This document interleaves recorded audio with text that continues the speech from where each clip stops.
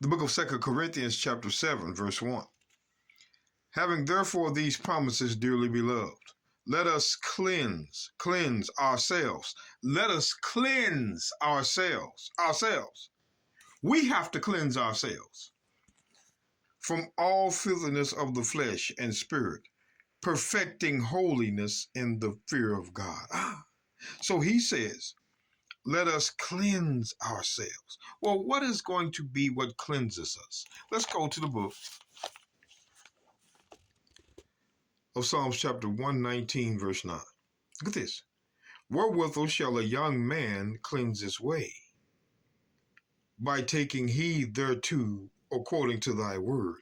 So a young man or woman will cleanse their way by taking heed according to the word. What is thy word? Drop on down to verse 16. David writes, I will delight myself in thy statutes. I will delight myself in thy statutes, thy laws. I will not forget thy word. So the word of God was the statutes. Proof text. The laws was the thy word. So when we go back up, Psalms 119 and 9. Wherewithal shall a young man cleanse his way? Wherewithal shall a young man cleanse his way? Cleanse his way. By taking heed thereto according to thy law. The law is the cleanser. Now, here's what I want to do. I want to go back to the book of John. Now, here's Christ now. Here's Christ. Christ says this, I am the true vine, and my Father is the husbandman. Every branch in me that beareth not fruit, he taketh away. And every branch that beareth fruit, he purgeth it, cleanseth it, cleanse, that it may bring forth more fruit. Now ye are clean through the word, which I have spoken unto you. What were the words that Christ spoke unto the disciples? He said the word. But look, even in that, what word cleansed you? The law. The word that cleansed you was the law. Psalms 119, verse 9. So the word is still the cleanser.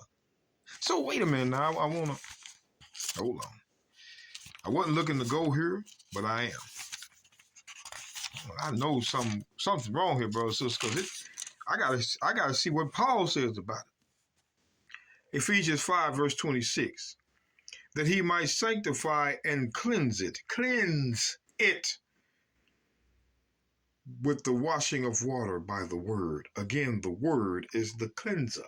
The law is the cleanser. The law is the cleanser. The Old Testament law is the cleanser. So when I go back to 2 Corinthians, now hold on, now let's get some clarity here. 2 Corinthians 7 and 1. Paul writes, having therefore these promises, dearly beloved, let us cleanse ourselves. How are we going to do that? How are we going to cleanse ourselves from all filthiness of the flesh and spirit? By the law. By the law. There's no other way. We read it 3 times that the word, which is the law, is the cleanser. So if we're going to cleanse ourselves from all filthiness of the flesh and spirit, it will be by the law. And when we do that by the law, perfecting holiness in the fear of God. You Christians that teach the work of the law and in doing it cannot make you perfect, you are liars. It's saying it right here. But you see, the Christians, we told you, and we're coming with a verse, brothers and sisters, be sure. The book of Hebrews chapter 10, verse 14. Here's what they go by. You know, they'll take any little verse out of context now. Any little verse. For by one offering he has perfected forever them that are sanctified. See, his offering perfected us, not the work. But the big word in this verse, For by one offering he has perfected forever them that are sanctified. Sanctified. Let's go back. Sanctified. What does that mean? Book of John, chapter 17. We're going to read that to you. Those that are sanctified, right? Those that are sanctified. The book of John, chapter 17, verse 15. I pray not that thou shouldest take them out of the world, but that thou shouldest keep them from the evil. Of the Pharisee and the Sadducee, of course. They are not of the world, even as I am not of the world. Sanctify them through thy truth. Thy word. What was his word? The law is truth. His word was the law, and it was the truth. And they were sanctified by that word. That's how you were sanctified, by the word, which was the law. So if Christ has perfected those that are sanctified, he has perfected those that keep the law, because that is how you're sanctified, by the law. So when I look at this, brothers and sisters, I'm going to show you this. So when I go to the book, we're going to do this. We try to do this fast. The book of 1 John, chapter 2, verse 3. Pay attention. And hereby we do know that we know him, if we keep his commandments.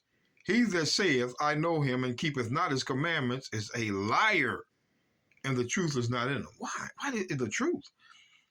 The commandments of God are the truth. It says it over and over and over and over again. Over and over. Just like it says it here. Book of Psalms chapter 119. I want you guys to pay attention.